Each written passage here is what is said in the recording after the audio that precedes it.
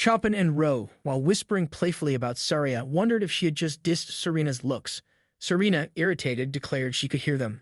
Both Chopin and Roe became scared. Serena, ignoring them, smiled at Adele, reassuring her that those two often mock each other's appearances. Adele, observing Serena, thought she didn't seem mad.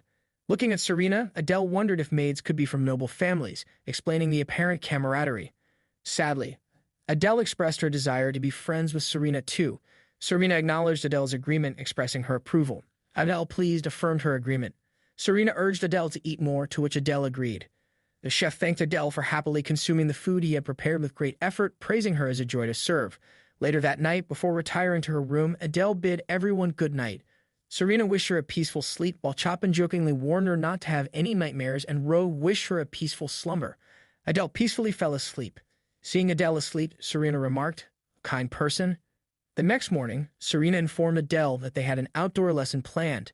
Adele, still in bed but awake, inquired about the Duke's schedule.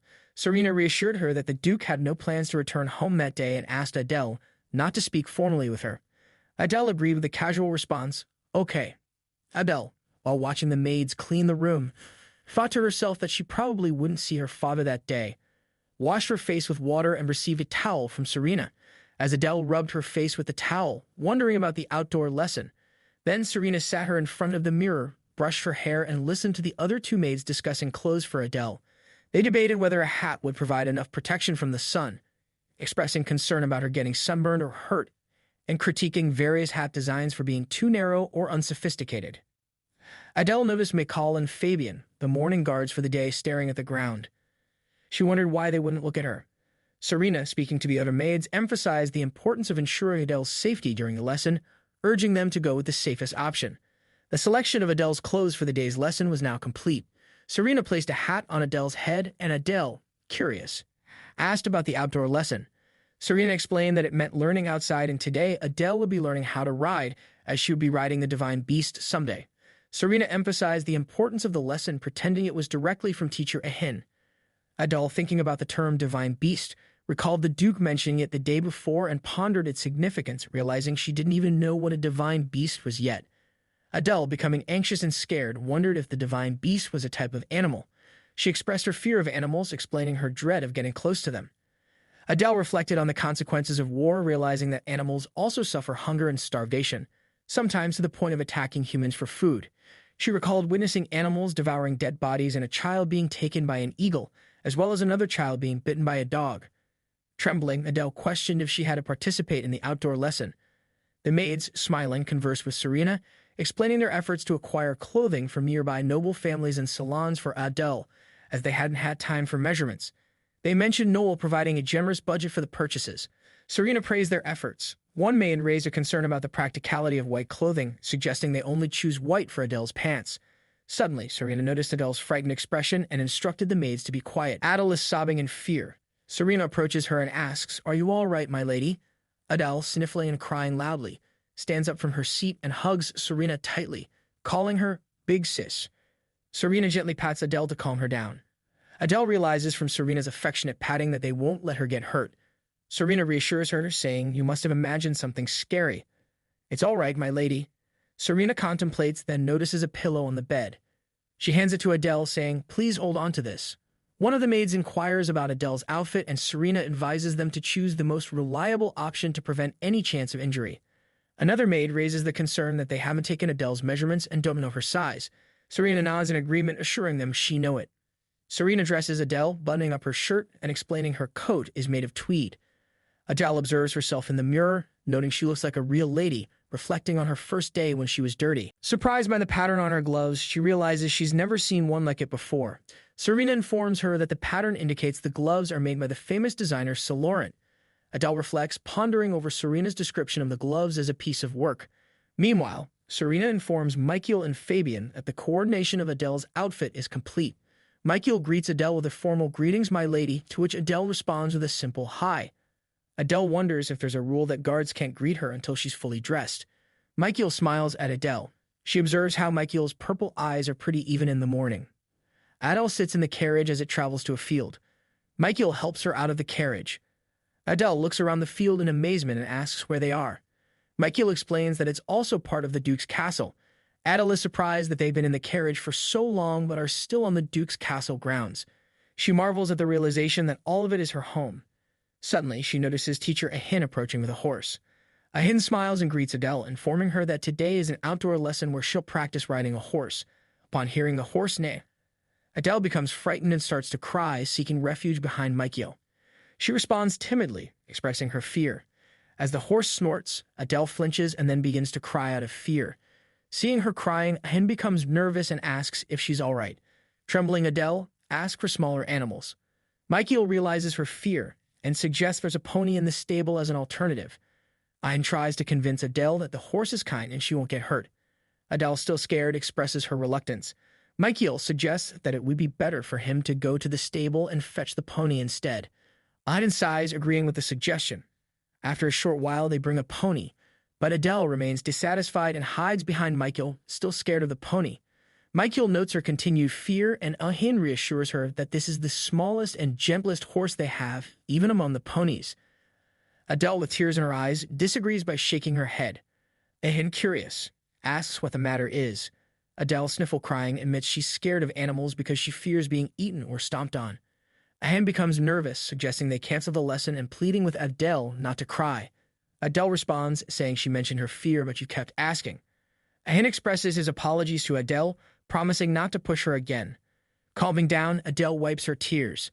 Michael asks Adele for permission to speak with the others briefly, reassuring her she won't have to wait long. Adele agrees. She sits on the ground, contemplating, wondering why Serena said this lesson was the most important. She speculates whether it's because she has to ride the divine beast, pondering the significance of being the child of prophecy and the responsibility that entails riding the divine beast. Suddenly, a boy with black eyes approaches Adele from behind and asks if someone made her cry. Adele turns to see the boy and he offers to save her. Adele, observing him, thinks to herself that he is pretty, unlike anyone she has seen before. She wonders where he came from as he appeared out of nowhere. Just then, an elemental appears before her and assures her that she can trust him. Adele thinks that he must not be a bad person. Adele asks the boy how he's going to save her, to which he responds vaguely, saying he'll manage somehow. Upset, Adele contemplates and extends her hand to him, expressing her readiness to be saved. The boy grabs her hand and helps her stand up, affirming his agreement to help. After a while, everyone becomes nervous, shouting and searching for Adele. The same boy who appeared earlier grabs Adele's hand and starts running. Adele, thinking to herself, realizes that they are looking for her. She recalls teachers' warning about many people wanting to harm her, but since the elemental assured her that she can trust the boy, she believes it should be okay. After running for a while, Adele breathes heavily, finding it hard to catch her breath. The boy hushes her, and Adele nods. Inwardly, she admires his appearance, thinking he's very pretty. Adele then asks him if he's a servant. She reflects that everyone working in the Duke's castle is said to be from a noble family, and he appears noble indeed. The boy responds with a smile, remarking about Adele already speaking casually to him, making her puzzled. Adele wonders if his response implies he is a servant since he didn't deny it. The boy then releases Adele's hand. Adele reflects that his hand was warm. Adele asks for the boy's name, and he hesitates before saying it's Kahan. Adele thinks the name sounds familiar, and Kahan suggests she just calls him Cam. Adele, thinking about the new name, finds it pretty. Can then asks why she was crying, and Adele, blushing, realizes she almost forgot. Adele explains to Can that she was scared of the animals as the grown-ups were trying to make her ride one. She expresses confusion about the divine beast and doubts she would understand even if someone explained it to her. Can shares his feelings of feeling dumb and sad, mentioning the repeated phrase only a month from the grown-ups, which hurts Adele the most. Adele reflects on how they don't explain what they mean and just keep saying 1 month repeatedly. Adele, feeling guilty, confesses to Can that she knows eavesdropping is bad, but she couldn't help it. Can hesitantly asks if her ladyship is worried about being abandoned, glancing at her. Adele admits that she is scared and will be sad when it's over, fearing that everyone will leave her. She expresses uncertainty about feeling happy with him right now. Can reassures her, saying it seems no one explained it clearly and her worry is pointless. Adele, feeling embarrassed, realizes she revealed too much to Can unintentionally. She acknowledges that he kept asking so nicely. Adele thanks him for listening. Can reassures her, but mentions he doesn't think the dukedom suits her.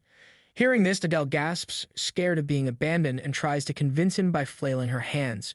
She explains that everyone is nice to her, giving her lots of dessert and even making her eat bell peppers. Adele mentions how they put rose petals in her bathwater and how Serena, her maid, makes her happy when she talks to her. She expresses her fondness for the guards, acknowledging that she doesn't know them well but finds them all to be amazing people. Can acknowledges the situation, mentioning how they lost track of Adele, made her cry, and yet their foremost duty is to protect her. He then realizes his own role in the situation and becomes anxious, wondering how to fix it. Adele asks where he's going and Can offers an excuse, saying he's preoccupied and advises her to head back. Anxious, Adele wonders why he's leaving so abruptly after saying he'd save her, and they escape the guards. Feeling distressed, she grabs his hand and pleads, "Don't go." Adele squeezes Can's hand tightly, internally admitting she thought she had finally made a friend and hesitates about going back to Mikal, fearing trouble, but she wants to stay with Can a little longer. Can pauses, sighs, and asks what they should do if he doesn't go. Adele expresses her desire to hear about him. Can reveals that adults always talk about marrying him off, which is uncommon at his age, but due to the ongoing war, it's different. He mentions that his marriage partner is someone special. Adele reacts with surprise. Can mentions that as a noble, Adele will also have to carry out the duty of marriage someday. Adele becomes sad, expressing her desire to stay with her father. Can responds by saying she's speaking like a child, to which Adele retorts that she is a child and questions if he isn't too. She emotionally shares her wish for her father to like her, but admits she doesn't know much about him and doesn't get many chances to talk to him. Adele expresses her curiosity about Bizerta, a name on the handkerchief her father gave her, leaving Can intrigued. Can starts to ponder, considering whether he should tell Adele. He eventually offers, asking if she wants to know who Bizerta is. Adele, curious, asks if he knows who it is. Can responds affirmatively, suggesting he can even show her. Excited, Adele insists, expressing her determination to see. She reflects that she doesn't know who Bizerta is but believes it's someone very special to her father. She wants to know about them too. Adele pleads with Can, asking him to share because they're friends. Can, with a smile, questions the concept of friendship, and blushing, Adele nods, affirming their friendship. She mentions that Madeline told her age doesn't matter between friends, citing an example with someone older. Can glances at her and concedes, saying, "All right, then." Adele becomes happy with this agreement. After a while, the two were walking together. Adele, thinking to herself, reflects on the vastness of the Duke's castle, feeling like they are on a quest from a fairy tale. She envisions a story where brave warriors save a princess kidnapped by a dragon. Feeling the heat, Adele expresses her discomfort, realizing she doesn't feel well. She wipes sweat from her face and wonders why she's the only one sweaty when Can doesn't seem tired at all. Can encourages Adele, mentioning they're nearly there and telling her to push on. Adele expresses her surprise, asking if they have really arrived. Can points to a building and explains it's called the Blessing of the Divine Beast. Adele, looking at the building, wonders about the significance of the name and notices there's nobody around. Can instructs Adele to open the door, and she nods in response. Adele, while thinking to herself, feels as if the statue is watching her. As she opens the door, she realizes it's not locked and steps inside. Inside, she notices a portrait of the Duke and Bizerta, feeling amazed by its size. Adele observes the Duke in the painting, noting his resemblance to her father but appearing younger and smiling, a sight she hasn't seen before. Bizerta also looks genuinely happy in the portrait. Adele concludes that they seem to be in love. Adele notices the names Azen and Bizerta written beneath the portrait. Seeing Bizerta's name, Adele reflects, understanding that they were in love as evident from the painting. She feels happy seeing her father looking so content. Can approaches Adele, and she asks him a question about the building's name. Can explains that the Divine Beast favored the first Duke more than the first Emperor. When the Empire was established, this building received a blessing surpassing even that given to the imperial family, hence its name. He clarifies that there are no guards because only the Duke and his successor can open its doors. Adele wonders about her status in this context. Can acknowledges the exception, mentioning that there's no land in the Empire where the Child of Prophecy cannot set foot. He reassures her that despite her fear of animals, she won't fear the Divine Beast. Adele ponders if this is the fate of the Child of Prophecy. Can responds affirmatively, indicating that it's something akin to that. Adele deduces that only the Child of Prophecy holds the power to halt wars, which likely explains why the Divine Beast exclusively heeds the Child of Prophecy. Realizing this, Adele acknowledges the responsibility to learn how to ride the Divine Beast, as it seems crucial to her destiny. Adele, after learning all this, becomes saddened. Can reassures her, emphasizing that she won't be abandoned, and assures her that she will always be the Duke's daughter, preventing her from returning to the orphanage. Can feels awkward and flinches upon noticing Adele's tears, to which she initially denies but then admits. Can teasingly calls her a crybaby as Adele wipes her tears, internally acknowledging the relief of finally hearing those reassuring words she has longed for. Adele expresses her happiness and tries to stop crying, assuring Can that she doesn't need comfort. Can, however, encourages her to let her emotions out and not hold back. Adele reflects on her changed circumstances, feeling grateful that she won't be abandoned and can still call the Duke her father. Yet she wonders about her friends at the orphanage, particularly if she'll ever see Madeline again. Adele believes that Madeline will always be her friend, even if they never meet again, imagining Madeline would be happy for her newfound fortune. Can reveals that the portrait is the only way they can see Bizerta, as she has been cursed and trapped within a wall of ice. He explains that this occurred a week before she was to marry the Duke, indicating that she would have been Adele's mother if not for the curse. Adele ponders the idea of having a mother and wonders about the circumstances surrounding Bizerta's fate. She becomes curious about what transpired between the Duke and Bizerta to lead to such a tragic outcome. Noel angrily yells in the palace, expressing frustration about Adele's whereabouts. Michael and Fabian have no answers, and Serena becomes concerned, questioning if Adele is missing. Aiden takes responsibility, admitting that Adele disappeared during their outdoor lesson due to his failure to understand her fear of animals. Michael apologizes, and at that moment, the Duke arrives in anger, demanding that they find his child immediately. Can suggests that there might be a chance of Bizerta returning if a miracle happens. Adele considers this possibility for her mother's return. Can explains that Bizerta's disappearance was an accident during the war, which further strained the already tense relationship between the imperial family and the dukedom. Adele recalls the strained relationship she observed among the servants in the Duke's castle toward the imperial family. Can explains that to understand their relationship, one needs to delve into the legend of the empire's founding, involving the divine beasts, the first emperor, and the dukedom. He describes the complex emotions involved, such as jealousy, doubt, restraint, and feelings of inferiority, which were mostly one-sided. Can compares the story to a lover's quarrel and hints at it being more of a love triangle. Adele, intrigued, wonders about the terms lover's quarrel, inferiority, and love triangle. Can responds with a thoughtful hum, expressing confidence that Adele will eventually understand. Adele, eager for answers, asks if he can tell her now. Can explains that Bizerta was cursed and trapped within an ice wall, offering limited information for the time being. Adele, still curious, wonders about what she should do and expresses sadness about the curse, speculating on the Duke's feelings and why he hasn't remarried. Adele speculated that the Duke couldn't replace Bizerta because she was unique in the world. Can agrees with Adele's sentiments. Adele, deep in thought, expresses her desire to save her mother despite feeling small and powerless. She longs for a happy family where everyone gets along and no one experiences pain. Adele questions why such happiness is elusive.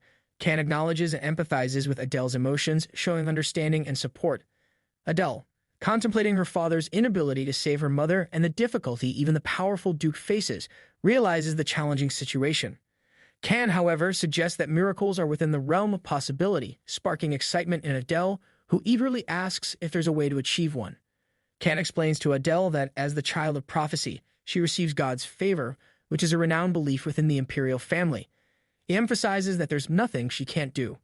While an average person would perish near the ice wall, the divine beast operates differently. Only the child of prophecy can ride it, implying that Adele could save her mother if she masters handling the divine beast. Adele contemplates if she's the sole hope to rescue Bizerta. With newfound determination and confidence, she vows to study diligently. She recalls Serena's words about riding being her crucial lesson and believes that with effort, she can have a mother too. Adele expresses her admiration for Can, feeling empowered in his presence. Can responds modestly, acknowledging the truth in her sentiment. Elemental appears excitedly. Chanting his name, she approaches Adele and begins cuddling his face. Can's gaze falls upon her, questioning if she is an elemental. Adele confirms. Can then inquires if Adele has already called upon ring spell. Adele, curious, wonders what ring spell it is. Adele informs Can that elementals often appear and disappear, expressing that they have a fondness for him. Can, observing the elemental, responds with surprise. Adele asserts that the elementals have conveyed trust in Can. Intrigue questions this revelation. Adele nods in confirmation. Suddenly, Can grows anxious, suggesting that servants from the Duke's castle might be searching for Adele. Concerned, Adele inquires about potential trouble for Can. Looking at Adele, assures her that he will be fine, expressing greater concern for her well-being. Can clears his throat, extends his hand, and proposes going outside for a bit. Outside, Can creates a magic circle, explaining that if Adele waits inside, the Duke will come, but if she steps outside the circle, he won't. Adele, pondering, wonders if her father will come. With determination, she enters the circle, resolved never to step outside. Can smiles. Adele expresses her desire to see Can again. Can promises to come get her when she tells him to. Adele hesitates, then decides on tomorrow, right after she finishes her lesson. Can instructs her to go to bed and reveals he knows her room is on the 5th floor of the White Ocean building, asking her to leave her window open so he can let himself in. Adele expresses concern about the guards being present. Can reassures her, stating that he is stronger. Adele, surprised, wonders if he is stronger than Michael, who is feared by grown-ups and called a mad dog. Impressed, she concludes that Can must be really strong. Can simply says, "I'll see you later then." Can disappears. Adele is shocked. She reflects on how he appeared out of nowhere and vanished just as quickly, reminiscent of the day she first met the elementals. She recalls a time where she was struggling because the laundry wouldn't dry. Suddenly, fire shaped like a lizard appeared and offered help. Just like that, the laundry was perfectly dry. Since then, it visited often and assisted her, leading to their friendship. The elemental tells Adele that it's her secret friend, emphasizing not to tell anyone. Adele questions if Madeline is an exception, and the elemental agrees, but only if they say it's okay. Reflecting on this, Adele thinks about the events from 4 years ago, wondering how Can knows so much. Already missing him, Adele, lost in thought, falls asleep right there in the magic circle.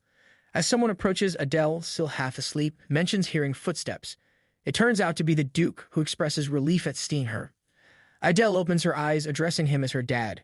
In her thoughts, she confirms his identity and in her drowsy state, reaches out to be closer to him.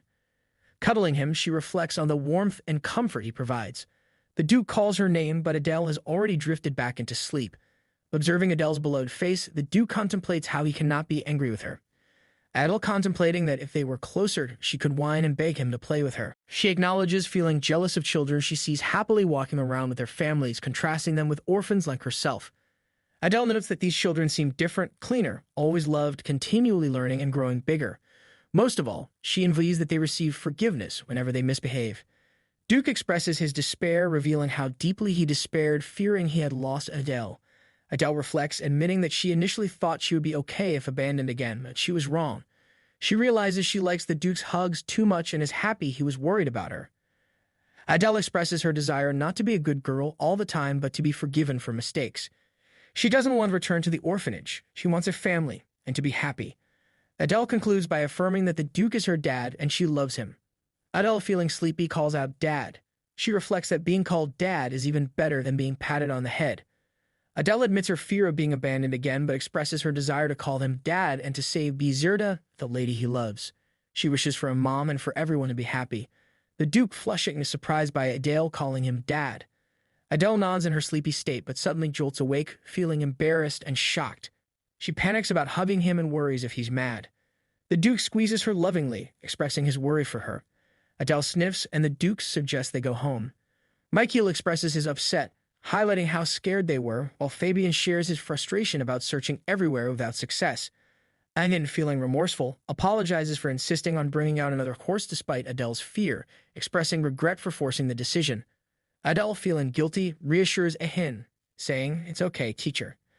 Ahin expresses gloom, deciding to avoid lessons involving animals and only plan indoor activities in the future. Adele, feeling nervous, glances at Michael. Michael reassures Adele that they won't even mention the A in animal.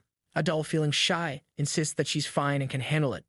In her thoughts, she recalls Can's encouragement. Aloud, Adele declares that she can ride even the smallest horse and won't run away or cry from now on. Adele reflects on the idea that if she can ride the divine beast, she can save Bizerta. Despite her fear of animals, the prospect of saving her mom motivates her. Her ultimate goal is to be happy with her mom and dad, and she believes that achieving this is all she needs. Ian remarks that he feels Lady Adele has grown significantly during her absence. Chopin laughs, apologizing for interrupting the serious mood, and shares a humorous incident involving the Duke's reaction when looking for Lady Adele. Chopin mimics the Duke's serious demeanor, quoting him saying, "Find my child now." Then, Chopin comments on how the Duke's poise crumbled the moment he saw Lady Adele. Rog intervenes, addressing Chopin's comment, and Chopin suggests that the Duke is in the initial stages of becoming a fool for his daughter. Adele expresses enthusiasm, asking if her dad really said "my child." Chopin, shocked and trying to contain the situation, urges Adele not to tell him he said that or anything. Adele expressing her happiness. Chopin, Tara, and Rogue find Adele's reaction cute. Chopin comments on how he has never seen the Duke look so nervous, noting that his worry was evident all over his face. Rove observes that even in the face of defeat on the battlefront, the Duke never showed such expression, but upon hearing that Adele had cried, he looked particularly miserable. Chopin jokingly mentions that he thought the Duke was going to murder Anne. Adele reflects, thinking about her dad's reaction, realizing that he was worried. She expressing that she didn't cry because of her teacher. Seeing Adele happy, all the guards become pleased. Adele apologizes to everyone and expresses gratitude. Tara, becoming emotional, asks if she can hug Adele, unable to hold back her feelings. Adele, blinking and looking at Tara, and decides to hug her. Adele, embracing Tara, reflects on the warmth and comfort of her hugs. She wonders how much warmer it would feel to hug her mom, considering that embracing someone who isn't family feels this good. Tara, feeling heavenly during the hug, expresses that she could die happy at that moment. Adele, lost in thought, wishes she could see Bizerta right now. Later that night, Serena offers to read Adele a story if she can't sleep. Adele, lying on the bed, agrees and expresses that she thinks she'll sleep well if Serena stays next to her, mentioning Michael's advice about good children going to bed early. Serena questions why Adele holds on to Michael's every word despite him failing to keep her in his sight. Adele blushes, stating that Michael has purple eyes, which Serena finds shocking. Adele explains that purple eyes don't lie. Serena, surprised, asks if it's genuinely because his eyes are purple. Adele confirms and adds that he's nice. Serena, irritated, mutters about losing to an eye color. Serena informs Adele that Tara has started a fan club for her. Adele closes her eyes. Serena expresses her anticipation of Tara doing something like that and mentions that there are already more than 10 members. Seeing Adele's pleased expression, Serena then begins to tell her a story. A little later, Adele mumbles in her sleep, "Serena, the Duke is too old." And in her mind, "And Serena, you're too precious." She dreams of playing with her best friend Madeleine, suggesting they play hopscotch this time. Madeleine, excited, asks if they can draw instead. Adele considers the idea, thinking about the limited drawing supplies at the orphanage. She suggests using a rock instead. Suddenly, Can arrives and expresses his intention to draw the divine beast for Adele. He joins Adele, opening a book. Adele is puzzled by Can's unexpected presence. Adele, observing the elemental smiling on Can's head, comments that the elementals must like Can. As she's never seen them around Madeleine, they cling to Can. The elemental expresses its fondness for Can. Can starts drawing something in a book, piquing Adele's curiosity. Adele, looking at what Can has drawn, exclaims, "A lion." Determined, Adele glares at the drawing of the lion, stating firmly that she won't be afraid of animals anymore. It's the only way to save her mom. Just then, someone pats Adele on the head and begins telling a story about a young man who's secretly like a kind young noblewoman. Adele, excited, turns to see who it is, but when she sees it's Michael, who is crying, she wonders why he's crying. She finds his purple eyes pretty even when he's crying, leaving her dazed. Adele, looking around in surprise, remarks that it must be the blessing of the divine beast. Just then, Bizerta approaches and asks if she is Adele. Adele confirms, and Bizerta becomes happy. Adele, in thought, wonders if this is really Bizerta. Bizerta then hugs Adele, and Adele begins to feel comforted, thinking, "I want to see you." Serena reminisces about her past, feeling melancholic. She acknowledges that if not for the Duke, she would have died as he avenged her family.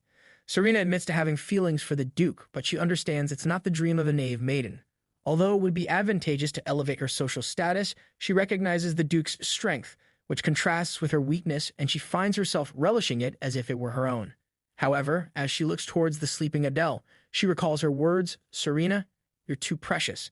Serena realizes that the Duke will never be interested in another woman, only Bizerta. The Duke expresses annoyance, stating he can't understand the nonsense being spoken. Michael informs him that they are discussing the Crown Prince. The Duke dismisses the idea of respecting the Crown Prince, referring to him as the little bastard who ran off with his daughter. Michael explains that the Crown Prince wishes to know more about the one he is betrothed to. The Duke, frustrated, doesn't care and emphasizes that the Crown Prince found Adele crying and helped her. Serena observes the Duke's unlit cigarette, reflecting that he quit smoking after losing Bizerta. The Duke finds it amusing and asks if the Crown Prince requested a private meeting. Michael confirms, and both the Duke and Michael head to meet the Crown Prince, who is none other than Can. The Duke addresses Can as the Crown Prince, noting that he requested a private audience but can't even look him in the eye. Can then looks towards the Duke. Meanwhile, Serena serves tea, contemplating Can's demeanor. She observes that Can isn't intimidated even when facing the Duke. Serena wonders if Can is trying to convey that, despite his youth, he's still a formidable figure who will ascend to the throne and command the Empire. Serena then decides to take her leave. As Serena steps out of the room, she encounters Michael waiting outside. He tells her to forget about it, mentioning that the Duke can't afford to give his heart to her. Serena responds, saying she had already decided that anyway. She smiles and thinks to herself that she too is precious, just as Lady Adele said. The next morning, Adele wakes up feeling like she had a nice dream but can't remember its details except that Can was in it. Just then, Serena enters the room and asks if Adele is awake. Adele rubs her eyes and looks at Serena, noticing her puffy eyes and wonders if she had been crying. Serena approaches Adele and informs her about an important guest who arrived. A rushed adoption at dawn for a young lord who will soon become the heir to the dukedom. Adele, excited, jolts up from her bed, wondering if this means she has a brother now. She eagerly asks if she has a brother, and Serena confirms that he will be her older brother. Adele, thinking about having a big brother who will be the heir, happily realizes that her family just got bigger. Adele excitedly asks if her big brother is already here. Serena confirms, mentioning that he will join them for dinner tonight along with the Duke. Adele, puzzled, wonders why dinner feels so far away when it's still early in the morning. She becomes upset, asking if she can say hello before dinner. Serena agrees if Adele wishes. Adele contemplates why Serena cried and considers asking her about it later. Despite her confusion, Adele smiles and asks Serena to make her pretty. Serena responds that it would be her pleasure. Adele reflects, thinking that she's happy to eat with her dad and her new brother, but she really wants him to like her. Meanwhile, maids prepare Adele, with one maid expressing how everything looks good on her and feeling indecisive about what to choose. Another maid suggests hiring a personal tailor for Adele and plans to ask the head maid for approval as soon as possible. Serena acknowledges the plan. After dressing up Adele, Serena announces that they're all done. Adele expresses her gratitude to everyone. As she feels well after getting ready, Adele reflects on what kind of person her brother will be, hoping that they will become really good friends. After a while, Adele and her guards, Tara and Rogue, head out. Rogue asks where they are going, and Adele excitedly replies that they are going to meet her brother. Tara expresses her happiness at seeing Adele's excitement. Rogue confirms if they are referring to the new young lord and offers to escort Adele to his room immediately. Adele reflects, feeling more excited than when she first met her dad. Back then, she was scared that her adoption might be canceled, but now she doesn't have to worry about that anymore. She feels thankful for Can and decides to tell him when he visits tonight. Excited Rogue suddenly notices the maids and asks what's going on, feeling nervous. Adele, curious, asks Rogue what's happening. Rogue informs her that they have arrived at his room. Adele wonders why there are so many servants and if something happened. She approaches the servants and asks what's wrong. A nervous maid shows him medicine and explains that the young lord needs to take it, but he refuses, insisting on going back home. Adele thinks, expressing confusion about the situation. She wonders if her brother needs to take medicine, indicating a possible illness. She contemplates that if he mentions going back home, he might not be from an orphanage like her. Adele is perplexed as to why everyone appears so upset, questioning if her brother might be a scary person. The crying maid expresses her concern for the young master, prompting Adele to become stern and offer to take the medicine to him. The maid nods in acknowledgement. As Adele takes the medicine, the maid advises her to be careful. Adele reassures her and enters the room with the medicine, feeling uneasy as she realizes that the person in front of her is her brother, who appears to be in pain. Adele approaches her brother and hands him the medicine, observing as he begins to drink it. She wanting to ask for his name and wonders why he is in pain.